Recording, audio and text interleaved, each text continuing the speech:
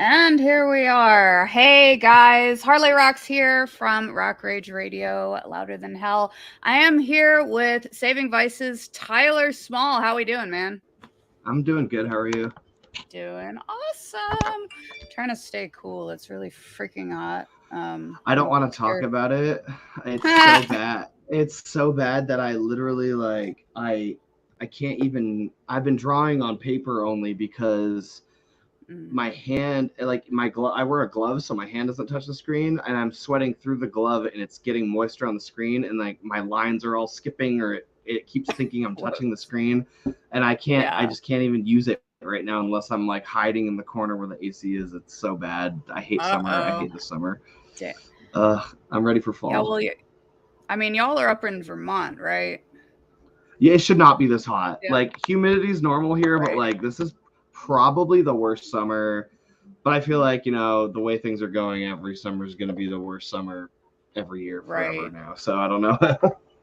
Well, hey, it's not as bad as it's Texas. Trust me, it feels like 100, over 100 outside right now. well, So, I've actually lived in. I stayed in Texas a bit, obviously not counting the mhm. tour over your stuff there. Yeah. And I lived in Vegas for 3 years, and like Oh I'd wow. rather do 110 dry heat than 80 with the Hmm. humidity we have by far. It's so Yeah. bad. It's like you feel like a frog. Like you can't, like you can Yeah. feel it in your hands. Like you get like a film on your hands trying to Oh, like. dude, I I can't even know. hold a pen. Yeah, it's disgusting. Ugh. Yeah, because it's But like yeah. Anyways, that's 95 graphic. here, but it feels like freaking over 100. Plus, we have heat and humidity, so yeah, that's always fun. I'm excited to come back.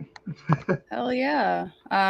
Yeah, because I know we briefly talked about that. I know you can't say anything yet, but talking about tours though, and you had to know I had to ask this. So y'all were actually down in Texas for the So What Festival, which Yep. was kind of cool because we were in Dallas at the same time. I just unfortunately we couldn't make it Didn't see out, you. uh, but we had a gig too.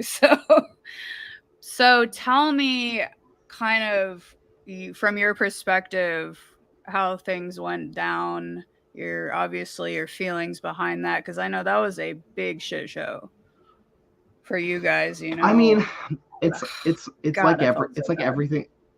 Yeah, no, I appreciate it, and like honestly, like we got a ton of support. I mean, even Ronnie Radke sent us like $200, like just Yeah, I to know. I because he saw saw what that. That was happened. so Yeah, dope. it was, yeah, Yeah. random stuff. Like, and he said he was hooked up Dropout Kings too.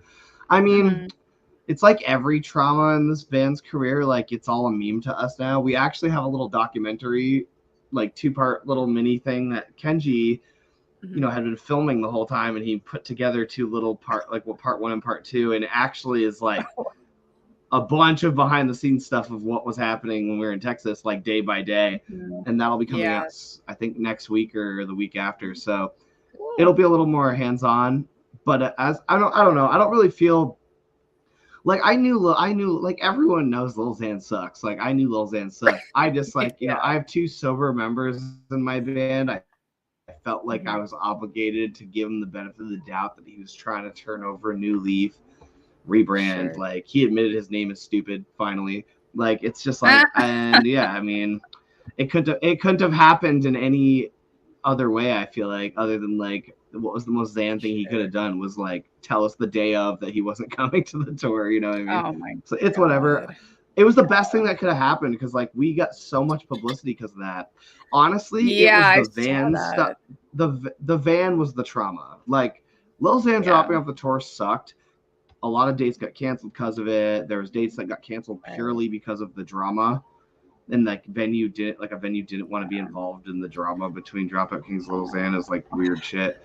So that sucked, but the van was the worst part. Like, and Yeah. thank God, everyone rallied together and the GoFundMe worked, but like we're still kind of in the red, digging ourselves out of that Uh-oh. hole. Even with the Okay. GoFundMe paying for the transmission, like we're still Hmm. trying to everything we're doing for the rest of the year is pretty much to like climb our way out of that hole and then Oh, get ready to put the crap. next album out. Shit. Damn. Which, speaking of new music, y'all just dropped a new single. which is super badass, by the way, because I have heard the original. It's a cover, Angels and Demons. So y'all's version is super, super heavy, which is so dope. So how did y'all decide? Like, how do y'all decide, like, when you do covers, which covers you want to do? So that's actually a funny subject because like it's the worst conversation that happens with the band because we never agree on anything. It's always a huge fight. And then occasionally one will fly, it'll be like, bring me to life. And everyone's like, yeah. And we're like, okay. So normally, and like, I don't care if the guys are watching this, fuck you, I'm always right. And you guys just don't get it. It's fine. But like, I have like 200 amazing cover ideas a day. And if I'm lucky, one of them squeaks by everyone because we got like 2 members who are just like fapping in the corner who suddenly want to have an opinion because they feel like it, who don't even know what they're talking about. And I get outvoted on shit for no reason. But it's happened since like past members too. It's like if I have a crazy idea, it's not cool until a band that's bigger than us has already done it and now we can't do it. And then all of a sudden it's like, oh, we should have done that. It's like, well, it was my idea, but it was outlandish when I thought of it. But when A Day to Remember did it, it was cool. So it's like constantly trying to, like, I'm always seeing like this vision that no one else can see. So it really comes down to like getting everybody to just fucking see it. So, but our main rule of thumb that we all agree on, we don't cover anything unless if someone had never heard of the original, they would be tricked into thinking we wrote it. So like Angels and Demons was like probably the biggest reach because in my entire life, I would never put I'ma dive into the mosh pit in a song. It's probably that's why we had to make that part like the coolest part of the breakdown. Oh yeah. Because it was so fucking cheesy and lame. Like it's like, and especially if you've seen the original video, like this dude would have his like intestines pulled out through his ass if he jumped into an actual mosh pit anywhere. So it's like it was kind of like that was like the only corny part. Like the rest of the song, I really liked the original, and I thought like, oh yeah, it was good. If I had written this is what we would have done, and I just happened to like be able to pitch it to the guys where I'm like, well, the original guy's like super famous, like maybe he'll share it. Like I knew he wasn't gonna share it. Like why would he share a version of a song that's why would he share it? It's better than his. Why would he? Yeah, exactly. So it's like, So, but it got them to do it, and of course, he didn't share it, but I don't really care because like a lot of people think we wrote it, and it's like and like granted, it's a little. I would hope people would know we're better lyricists, but like as a whole, it's a super catchy radio song, and I think it translated well because it had that emo vibe to it, and honestly, like I felt like maybe it would be a cheat where we could get around having to make too much TikTok shit if we just like did a TikTok guy's cover and that would just go viral and then I wouldn't have that would be less videos I'd have to make on my personal to keep that platform going because it's just such a headache for me because I have better things to do. But yeah. Oh my God. Okay, so Lennon's on here right now. What's up, dude? So he's asking, so there's going to be a Saving Vice X Kids 6, right? So, I cannot confirm or deny that I even know what you're talking about. Okay, so Lennon's super familiar with, so we're talking about band stuff here. So my boyfriend's in a band called Kid Six. They have some pretty cool originals, and I've actually been trying to get y'all on a show together, which he knows about. So I guess he's asking maybe a collab. So collab, like if you think picking a cover song is hard, like bring up collabs or features. Honestly, like even features, people always ask why we don't have a lot of vocal features, and it's normally because I'm not like at least I'm not. I can speak for myself. Like I don't want to put a person on a song just because they're famous. Like if I don't actually like their voice or think they complement our music. When we first when we got Rory from Dayseeker, I'm not going to say who, but there was another guy that the band wanted to do that was more money and is way more famous. But I was like, I hate his voice, like, and I don't think he's good, and I don't want to hear him every time I listen to my music. You know what I mean? So it was kind of like we went with someone we artistically liked better, which was Rory Rodriguez from Dayseeker, who's now obviously a gem. Yeah. So, but look with features, it's like if they don't offer something that me and Chase can't do on our own, we don't put them on the song, no matter who they are. Yeah. With rare exceptions, like if it was Chris Motionless, obviously we would do that. You know what I mean? But But it's like I don't need like a vocalist to come do low screams on like we'll like probably never do a scream feature because like except for maybe Will Ramos, there isn't anything me and Chase can't do between the two of us that any other vocalist can do. So it would be like a waste of money in my opinion. I'd rather record the part myself, but I'm selfish with my music, you know. It's bad enough it's like we're a 2 vocalist band, so we have to share. Like sometimes we'll write a really good breakdown, but one of us will just sound better doing it, and the other person has to give up the part they really wanted to perform. Like we already have to do that, so it's like unless you're Nothing Nowhere or something, like I don't like. I'd rather just it be us, and we just make our own, pave our own way. Plus, I've seen like a lot of times where features don't even. Sometimes people put all this money to get all these features, and it doesn't really help you that much because it's like you can't depend on that alone. Like I feel like artistically should complement the song. So, and that's why we argue a lot, is because there's like 5 people I would let do vocals on a song and like sometimes sometimes I think the band's trolling me, you know. They'll be like, oh, we should get Chad Kroger. And I'm like, you know what? That actually might make us money. Like maybe let's do that. Yeah, definitely. So I know you brought up Chris Motionless before. Besides him, because I know he's one of your big influences, who else would you consider to be like a big influence for your music? Oh, influence? I mean, Motionless is weird because they're like, it's like one of those bands where I was getting into the music scene when they first were playing shows and stuff, and then it was like, oh, like I want to play in the scene with them, and then they ended up skyrocketing. It's weird. It's like they're an influence, but more of an inspiration. Like I wouldn't say that we heavily take musical influence from them, but we look to them as an example of what we want to do, and like who we would want to play with or tour with.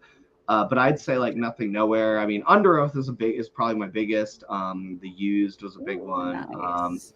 Obviously, like Nothing Nowhere. I listen to a lot of pop stuff though too. I mean, like Halsey's a big one for me. I mean, I listen to a lot of Spice Girls. I think one of the reasons our choruses are so catchy is because I listen to a lot of like catchier poppy stuff like that, and I try to, because every now and then you'll have like a pop album where it's just like 10 songs of vapid bullshit, and that one song that actually has meaning really makes you feel something, and you're like, and that's the only song by that artist you listen to. I try to take that element of pop and put it into ours, you know. Once in a while you'll get, you know, a song that means something on the radio. You know what I mean? Yeah, for sure.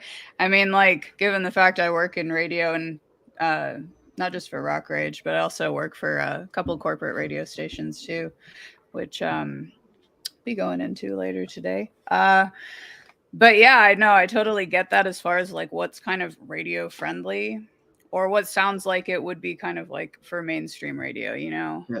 And I'm hoping that stuff like Lorna Shore playing Lollapalooza is going to change what radio friendly constitutes. You know what I mean? Like there's a lot of bands like Bring Me the Horizon who are kicking down doors for bands like us. And it's cool because like they're all doing what I've always wanted to do, but I always thought Saving Vice was going to have to do what like Bring Me the Horizon and like just did. You know what I mean? I thought we were going to be the ones who are going to actually try to kick down that wall and not be afraid to cross it. And like they did it for us. So now we can just walk through the door. You know what I mean? Yeah. So it was very good timing, because I remember at the beginning when we dropped Hello There, it was like, okay, we have this like pop punk love ballad radio thing, and then we have a deathcore right after it. It's like, what is this too jarring? And I was like, no, I just feel like if you picked 50 people out of the crowd, at least half or all of them would probably like both of those songs or genres. So why wouldn't we? Like, why do we have to be one band that has one sound? I don't know. So in that way, it's like you set the precedent. So then later, if we ever do anything experimental, we don't piss off half our fan base because they think we changed. They'll just be like, oh, they're doing another weird thing. Like, but there'll be a breakdown next week. You know what I mean? It's like, we're never going to not be a metalcore band, but I just feel like what metalcore is I feel like metalcore is starting to have its own weird subgenres. Because you have like metallic, hardcore, you have like knock loose. Because you have like you got like Motionless in White, Saving Vice, and Knock Loose. We're all metalcore, but none of us are the same. So what would you know, like I think, and that's where I think like the metallic hardcore, you got like someone called us popcore once, and I don't even hate it. But I feel like we're too heavy. We're too heavy sometimes to be popcore. So I don't know. Yeah. Like I don't know. Yeah, because especially like, you know, like I'll listen I don't really to like say y'all's cover of Another Life, which was super awesome, by the way. I love the acoustic. Thank you. So it'll go from that into the Spire and Simulation, and it's like, wait, is that the same bit? Yep. Okay. Yeah. Well, and that was kind of the point of the Spire, of like of that EP, was to be like, oh hey, well we got nothing to lose. We could just drop 2 stupid heavy songs with just me and me and Chase, just so we could be like, look what we could do if we felt like it. Like, you know what I mean? That's what I think of what a lot of our songwriting becomes, is like not even so much of as a flex, but we just don't want to be put in any one pocket. So if we keep like, you know, if you limp into the bar with glasses and suspenders and then you knock the biggest dude in the bar out 5 seconds later, people are like, never seen that before. Like, that's what we want our music to feel like. You know, we skip into the bar and we you know, we skip and gallop in and then leave covered in blood. Like, I want our albums to spectrum like that, you know, because I think it's like a ride. I think it's like makes your set list or your album like a movie. Like, you think of movies where it's like you're laughing, you're crying, there's action. Everyone wants to feel that full spectrum. So I'd like to think that'll be what people take away from us eventually. Is like we give a spectrum of our genre. I don't know. That's definitely. And sorry, so there's a slight delay. I'm sorry. I've been trying really hard to time everything where I'm not talking over you, but every time it's slightly skipping. So sorry about that. You're good. So I know like one thing that I did see when y'all were going through the whole Lil Xan thing, you were encouraging a lot of people, if you know, even if they couldn't donate, maybe buy up some merch, which I did. I got one of y'all's hoodies. It's awesome. It's the softest hoodie ever. I know, right? So y'all's designs are like super freaking awesome. And I'm going to assume that you do that, because I know you do a lot of graphic design work, not just for Saving Vice, but for your line too. Yeah. So I pretty much, so my thing is like, I'm like an illustrator, and then I've been trying to bleed into the digital stuff. So I started using Procreate on the iPad over lockdown, and Robbie had been encouraging me to do it, but I'm like, I don't know how to use Photoshop. You know what I mean? Like, I didn't do that kind of stuff. I didn't I just draw, I create, and I could come up with all the ideas for all the clothing, but I would have to be like, I would draw it on paper and be like, you guys make this into a thing. Like, I'll design that. I design everything, but I wasn't always capable of creating the actual merch designs. And I've gotten closer and closer. Like, you know, it's like now I'm doing text stuff, and like I'm working with, I'm slowly integrating like the logo Photoshop-y, like graphic design aspect into the just drawing stuff. But it was kind of what gave us that scratchy look, was like my style was like that edgy, scratchy thing. So it kind of became the Saving Vice new aesthetic. But yeah, I like, even if we have to outsource a drawing or a design from someone, I essentially design everything. But I always feel like it's important to be like, I can't take credit for everything. You know what I mean? It's like all my ideas and my vision, sometimes someone else has to execute it for me, I guess. That is the point I'm trying to make. Yeah. Because I know I had hired you to do that thing, which we haven't announced yet, but that's fun. We will be. So you know, just as soon as actually that logo, I won't spoil anything, but that logo was like, it was like my first try. Like my first draft of like da da da da da da. I was like, that looks just like what I think it's supposed to. It's like, because I just recently started drawing fonts like the way you're supposed to. You're actually like, I figured, like, I actually took a Skillshare class on like drawing the fonts, everything I've done to date is just like brush calligraphy. Like it's just me just like whipping the Yeah. brush around until it makes the letter I want. So like when I get something perfect, like the one I did for you, I was just like, I was like, that was just one motion, and I was like, that's it. I don't have to do it Yeah. again. Like that, usually it's like Cool. erase, redo, erase, redo. Oh And then when man. you were like, oh, it looks just like the thing, and I was like, I know, that's why I just didn't even have the heart to try to make a second draft because I was like, I think this is the one. It doesn't go. Sometimes you get it on the Yeah. first try. I don't know. Cool, man. So yeah, and I know you had said that you recently just started doing that for work, right?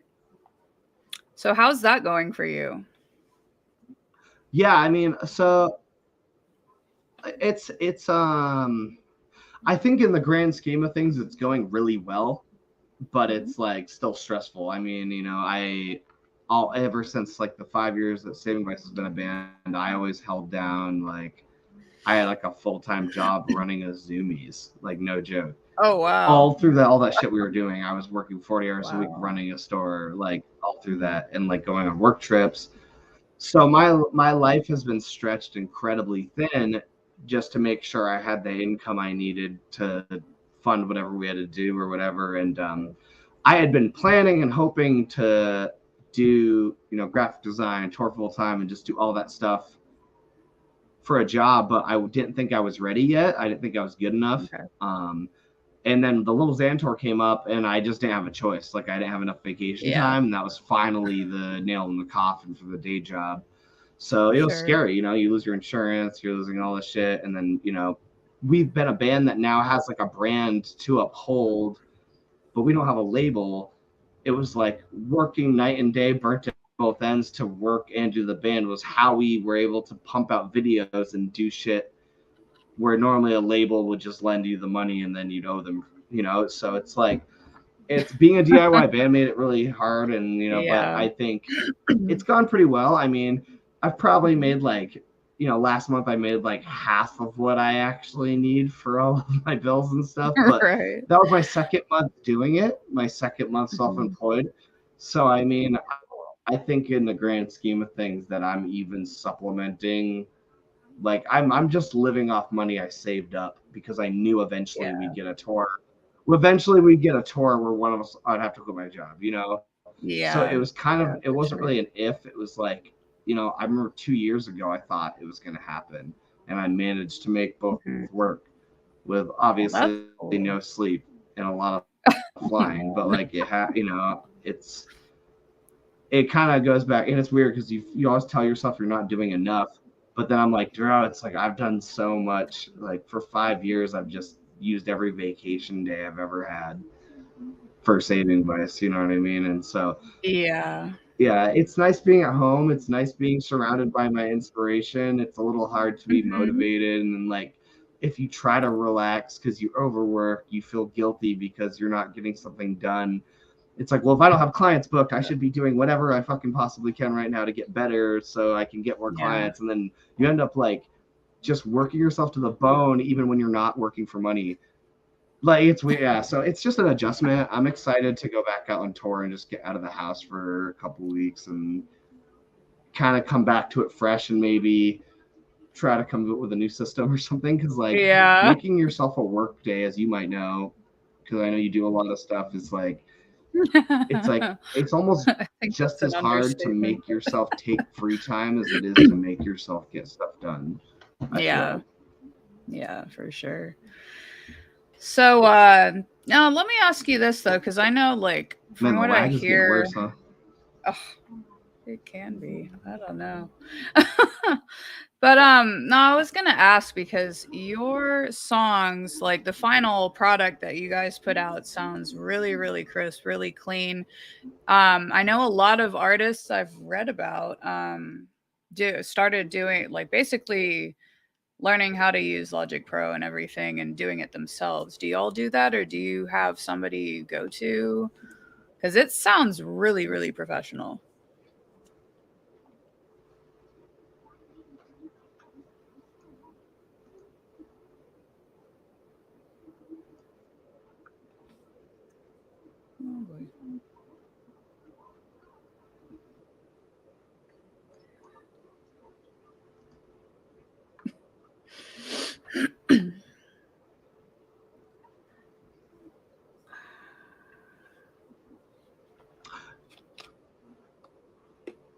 So we went to Randy Pascarella from If I Were You. He's the singer and the drummer. He did Colder Than Dark, and he did Hello There, our album. And then Another Life we self-produced, had Randy mix and master. And then Robbie took up using Logic over quarantine. So he now has like a studio business from that, just from over quarantine. And then, so we've slowly been self-producing and then sending it away. So we're now like recording ourselves, but we've had other people mix it. So Dying to Watch was self-produced. White Rabbit was self-produced. Phantom Pain we self-produced, but then went back to Randy to re-record it. That was like the first one. And then we have some stuff coming out soon, very soon, that we recorded with JD from. He used to be in Ice Nine Kills up until Silver Scream, and so he did the new Motionless album too, or produced the vocals and stuff. So we just did 2 songs with him. But yeah, the rest of the album that we're working on though is like we're pretty much self-producing and sending it out to be mixed because we're pretty confident in just our songwriting and our ability to put together the composition at this point. But it was cool to work with someone a little different just to get like I'm almost saying something I shouldn't say. I'm trying not to talk about what we're about to drop. Like I gotta stop talking. I almost leaked something. Okay, so really sorry guys, but sorry about the delay, by terrible. the way. I don't even know why it's happening because like my router is literally right next to me, so I'm just like, oh my god. One thing though. Okay, so if you want to go follow Saving Vice, they are on Facebook, Instagram. I believe they're on Twitter too. TikTok, you should definitely follow their TikTok. But I will catch up with you guys later. Make sure you guys tune in for next Sunday. Bye.